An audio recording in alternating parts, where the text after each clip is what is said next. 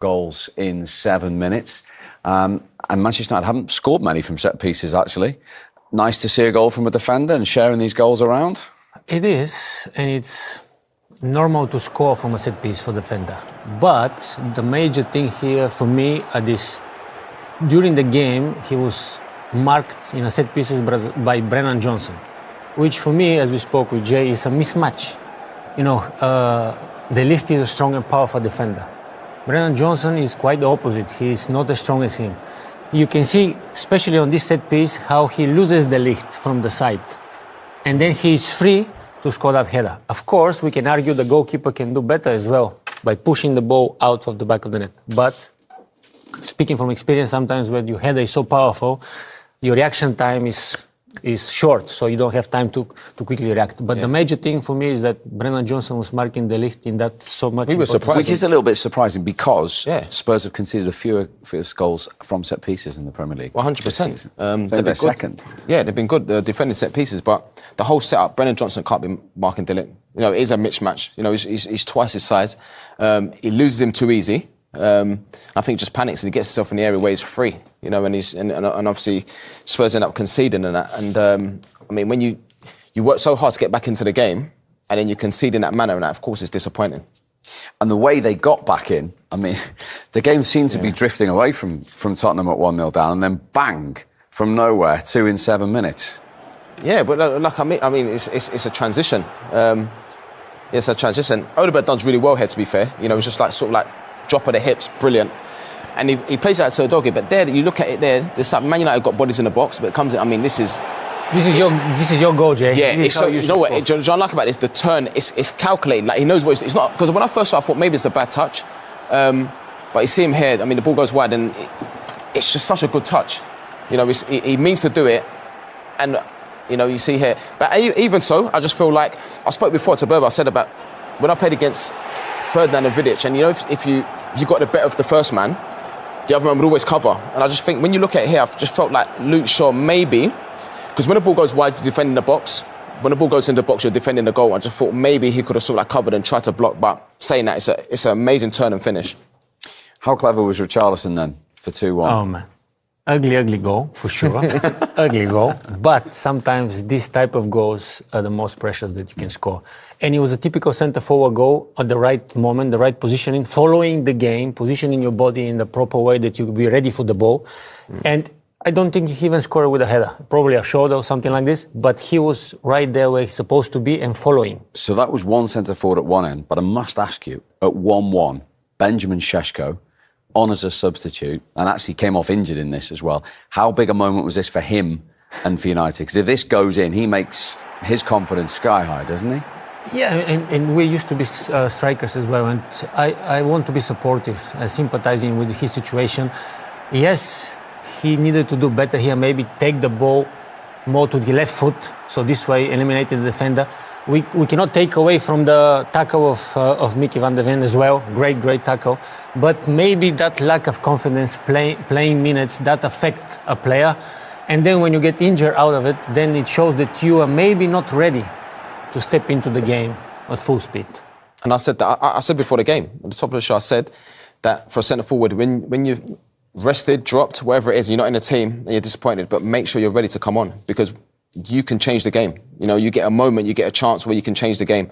And I felt like that's his chance. I'm not saying it was an easy chance because it was a great tackle, but at the same time, when you go through like conviction and if you're scoring goals for fun and you're in the group... Oh, yeah, probably he's going to score. It's the first touch always makes the goal.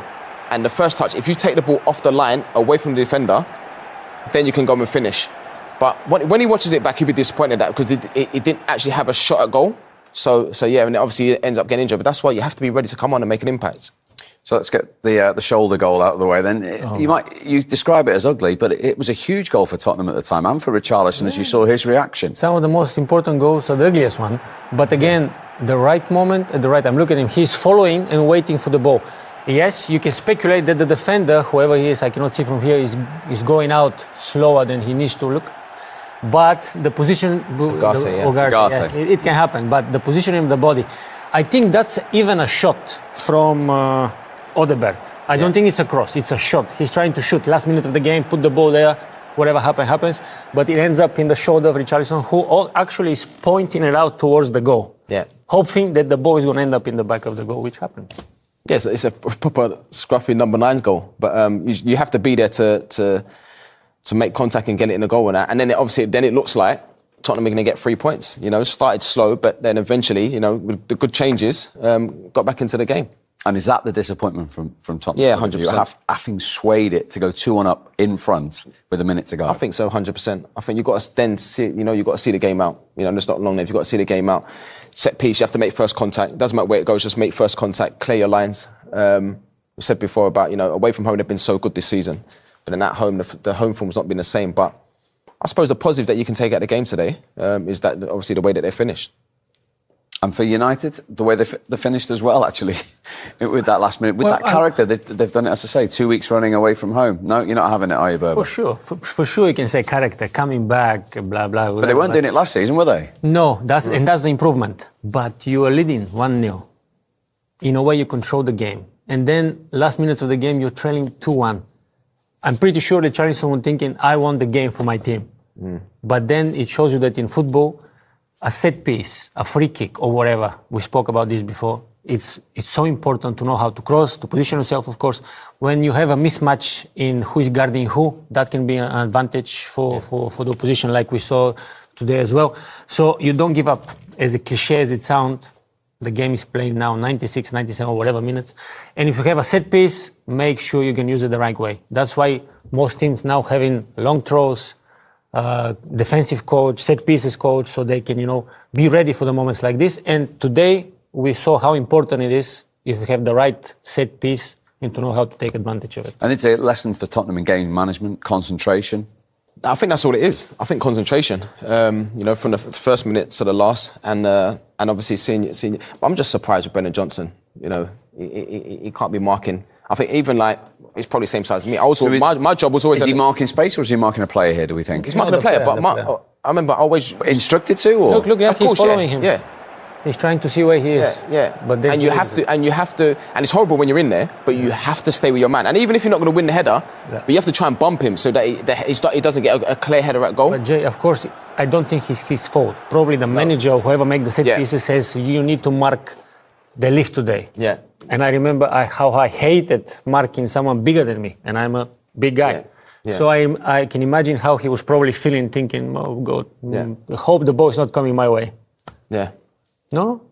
It is like that. Mismatch. Shouldn't be marking him. Interesting. From United's point of view, the positive is they've scored in 7 games in a row, but they've still kept just 1 clean sheet all season. And they probably work on this as well, for sure.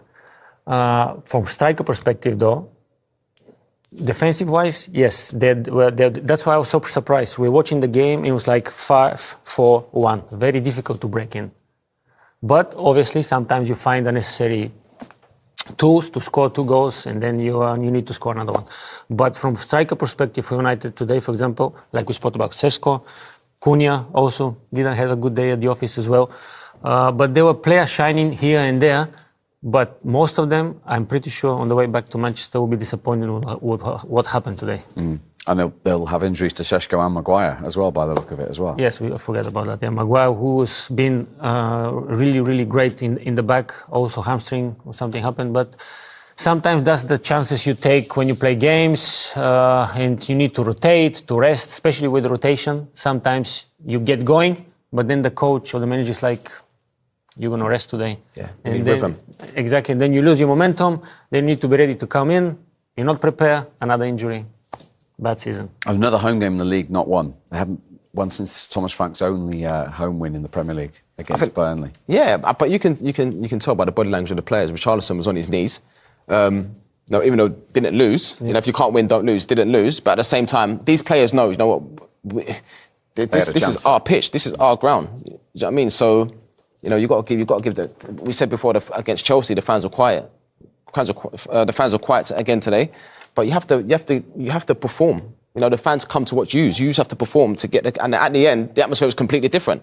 But you've come into the game too late. So, yeah, but they have to find a way to win it. Exactly, because if Spurs started the game the way they started the first 10 minutes of the second half, and the last probably 5 or 10 minutes in the game, the last minutes of the game, then they will have more chances of winning that game today, because the first half Spurs were not there. No. The 10 minutes of the second half, they attacked. They wanted to show intent that we're going to try to do something, and they did eventually. But they need to start the game on the right foot. Otherwise, that consistency will never be there, and it's going to be season again of up and down, up and down. The same goes for United, in my opinion. Just Arsenal away and PSG away next for Tottenham. Don't come easy, does it? Mind you, they've got the best away record in the league. So. Yeah, exactly. And you've seen, even Thomas Frank, when he was at Brentford, these teams away from home are solid. You know, don't look like they're going to concede and that. And then they've got good players. You saw the subs tell that. The subs that come on, Odegaard that come on and made the difference in the game, made an impact. That's what you got to do when you come on. But there's some tough games coming up now. United are home to Everton next, who we will... Well done, first goal of the season. What a time to get it. Yeah, I think it was on the right time. Luckily we got a point here. I think we deserved more the way we played. Maybe the second half, I felt like we were a little bit tired, especially in the beginning. We didn't really get the chance to get out of our half. And then obviously it's waiting until they have that. I mean, the first goal, I think it's a little bit lucky. I blocked the ball, it goes in. It's a difficult situation. I'm a little bit upset about that. But in the end, I'm really proud of the team, how we fought back. And in the end, get a point in a quite a difficult stadium. Look, were you a little bit shell-shocked to go 2-1 down? That Richarlison goal, and then you've got a couple of minutes. But what does that show about this United that you still found a way? Well, I think it's the same as last week. I mean, last year we lost against Forest 1-0. Last season we lost against Tottenham 1-0. And today and also last week you see that we still have the fire in our belly to get a point, to get a goal, even with 10 men. In that way I'm really proud of the team. And yeah, the season is long, so in the end, if you don't lose these kind of games, it's always more important than how to say, drawing is more important than losing. So it's fine. Well, look, it's 5 unbeaten now this season for you guys under Amorim. What has been the turning point? Well, I think also today you saw we are really dangerous for opponents. I mean, we have a lot of speed in the front. We're really stable. We know our strengths also well. We utilize them also well. I think today even we had a lot of more opportunities to get in behind them because they are vulnerable in this. But yeah, I think we played a good game, and I think we could deserve a little bit more. Thanks so much for talking to us. Now in the table, it started really slowly, this one. It was almost a bit boring early on in this one. It took a while to get going, but what a brilliant finish it was. Now you've had time to reflect on it, Peter. Who do you think is going to be happier with the points? I think going into the international break, I think they both probably take the point. I think Manchester United, certainly in the position they were. I think Tottenham first half especially were disappointing. You know, they were throwing balls into the box. I think that was fair to say. Didn't create a great deal. And Manchester United the same, really. And then, you know, we just went crazy towards the end with the substitutions working. Certainly with Spurs, they put an extra impetus in Spurs' play, and then a set piece at the end to kind of save Manchester United. But I suppose you have to look at it with lots of it labelled at Manchester United with their mentality, and you know, getting a draw out of the game in a difficult circumstances would prove that wrong. There'd only been 3 shots on target up until Matthijs de Ligt got the equaliser for Spurs in the second half. That substitution didn't go down very well, Owen, but with just his second touch, scored a brilliant goal. Yeah, whether it was about Xavi Simons or Tell, but the fans weren't happy. You know, they hadn't created much from that point, but actually, once he came on, and Odegaard, he's the one who receives the ball in the half turn there, and Udogie as well. That left side was completely transformed, and they created loads of opportunities.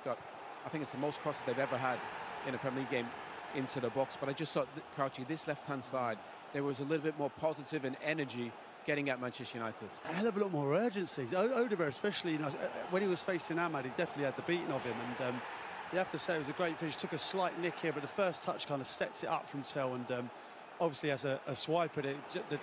The touch from De Ligt just takes it away from the goalkeeper. And big celebrations from Thomas Frank. All 3 subs involved as well.